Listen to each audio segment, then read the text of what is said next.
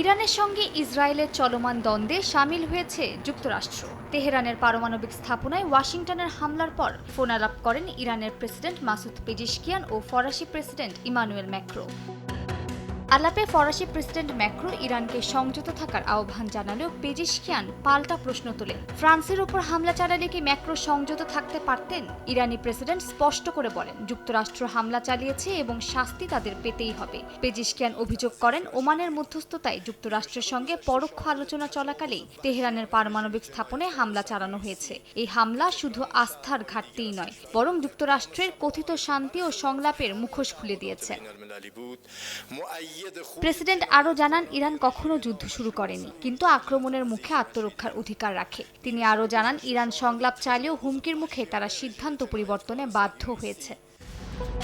অন্যদিকে জার্মানির গণমাধ্যমে সাক্ষাৎকারে ইরানের উপপররাষ্ট্রমন্ত্রী মাজিদ তাখত রাভানচি জানান, শান্তিপূর্ণ উদ্দেশ্যে পরমাণু কর্মসূচি চালিয়ে যাবে তেহরান। তিনি বলেন, ইরান এনটিপির সদস্য, তাই এর আওতায় নিজেদের আত্মরক্ষার অধিকার আছে।